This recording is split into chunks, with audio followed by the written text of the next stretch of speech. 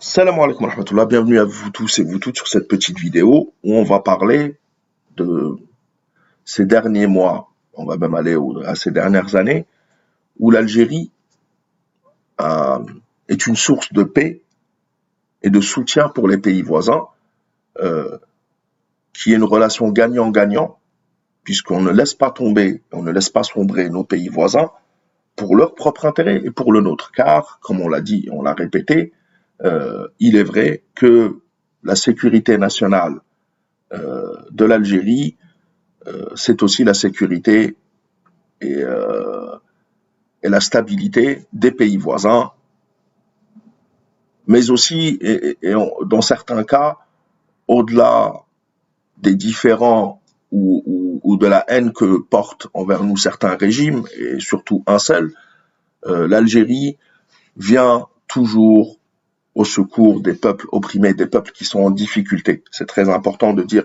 peuple, et non pas certains régimes. Et on l'a vu lors du coup d'État au Niger, où un embargo a été imposé à ce pays enclavé, qui a reçu le soutien bien sûr du Burkina Faso, du Mali, mais qui sont aussi des pays enclavés, qui ont des difficultés dans beaucoup de domaines.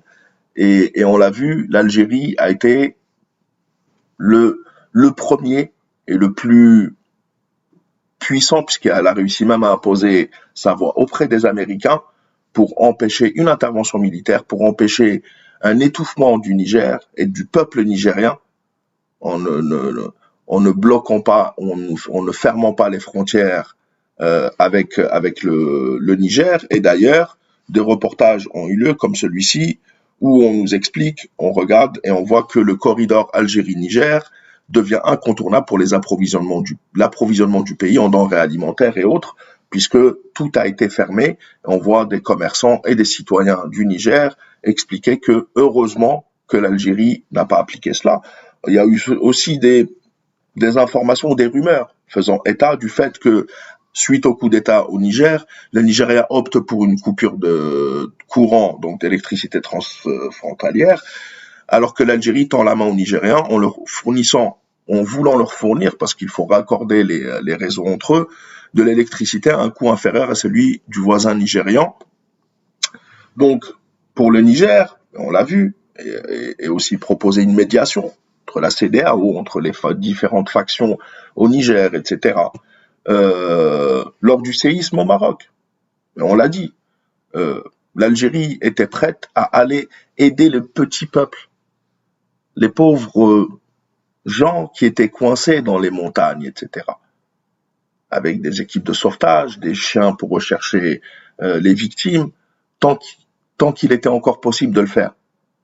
Et le régime du Marsan, on le sait, a préféré laisser périr et souffrir ces, ces gens oubliés de l'Atlas plutôt que d'accepter l'aide internationale du monde entier, mais du voisin algérien en particulier, puisque, bon, ça aurait pu être un symbole, mais bon, peu importe, on n'est pas là, ce n'est pas à lui qu'on a proposé de l'aide, et on demande, et c'est pas aux Mkhazni et aux gens qui sont tranquillement assis sur leur fauteuil qu'on a proposé d'aider.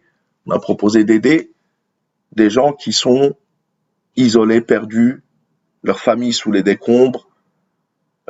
Un mince espoir était encore possible. Aujourd'hui, on sait que, bon, ça y est, on les a laissés. Peu importe. L'Algérie était prête, malgré le fait que le régime du Marzen s'allie à l'entité, est prêt à détruire l'Algérie, mais l'Algérie était prête à aider. On a refusé, on a refusé. Chacun est libre dans son pays.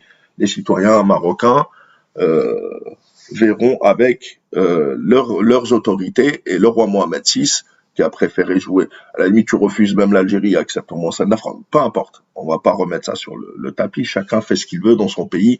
S'il préfère laisser mourir les gens, c'est pas à nous. On ne peut pas aller faire une guerre pour sauver les gens malgré le régime du Barsen.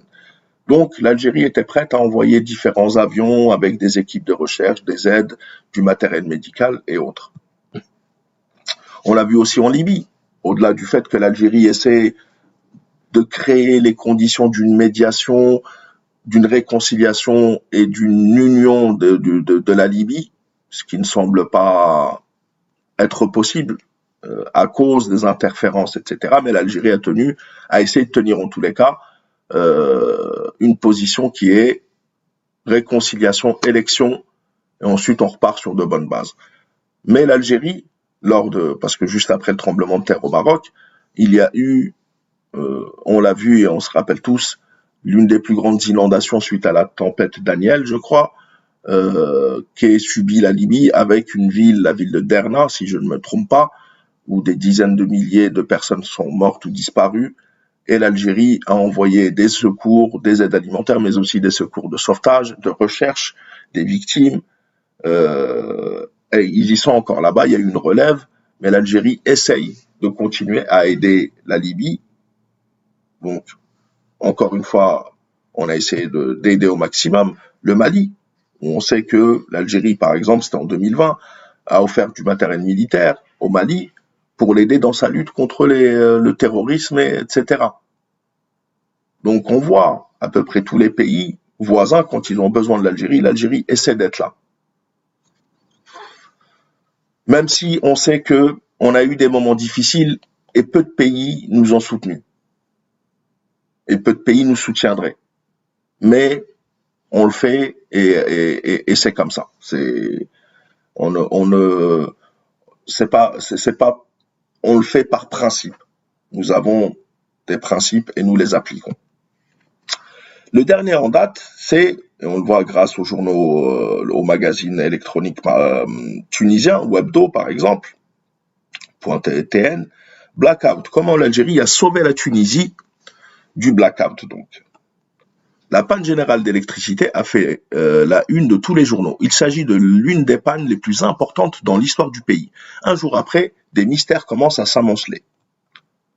Revenant sur les causes de cette panne, le directeur général de la STEG, donc Société tunisienne d'électricité, je sais pas, générale peut-être, Hicham Hanan, a expliqué que l'humidité avoisinant les 90% durant cette nuit a provoqué une panne dans les équipements de transport d'électricité à la centrale de Rades, engendrant un déficit de 870 mégawatts. Les autres centrales du pays étaient dans l'incapacité de répondre à ce besoin et ont à leur tour cessé de fonctionner, explique-t-il. Donc,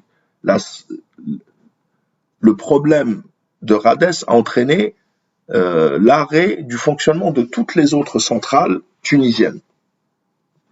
Il a ajouté que l'Algérie a sauté au secours, comme d'habitude, de la Tunisie en fournissant plus de 800 mégawatts de son réseau d'électricité, ce qui a permis de remédier progressivement à la situation. Une enquête pour déterminer les causes des coupures d'électricité engendrant un blackout sur tout le territoire la nuit dernière va être ouverte. C'est le procureur de la République près le tribunal de première instance de Ben Arous, Amor Yahyaoui, qui l'a ordonné. Donc il y aura une enquête, même si au départ, il nous dit justement, il a rappelé que le ministère de l'Industrie, des Mines et de l'Énergie a publié un communiqué ce mercredi 20 septembre pour préciser que la coupure d'électricité enregistrée dans la nuit du mardi dans plusieurs régions du pays, qui a duré 3 à 4 heures, résulte d'une panne purement technique. Donc, encore une fois, et j'ai envie de dire que c'est notre rôle en tant que puissance régionale, en tant que seule puissance régionale, que bien sûr que c'est pour le bien-être et pour l'intérêt, là c'est du gagnant-gagnant, des pays voisins, en premier lieu qui sont face à des catastrophes, mais aussi de l'Algérie, car tout danger ou toute déstabilisation des pays voisins est aussi une déstabilisation pour l'Algérie. Et puis, ça fait partie aussi de notre soft power. L'Algérie est un pays qui exporte la paix, comme on l'a toujours dit, contrairement à ce que certains essaient de faire passer comme message. Et là, sur ce coup-là, chapeau encore une fois, alhamdoulilah, on ne le fait pas pour qu'on nous remercie, on le fait par principe et parce que nous disons que nous sommes un pays, une puissance régionale qui essaie d'exporter la paix autour d'elle. Et c'est ce qu'on voit à travers ces actes-là. Merci beaucoup d'avoir suivi cette petite vidéo. La patrie ou la mort, nous vaincrons. À la prochaine, Inch'Allah. Et courage à toutes les victimes et familles des victimes des événements ces derniers temps. Salam alaikum wa rahmatullah et à la prochaine, Inch'Allah.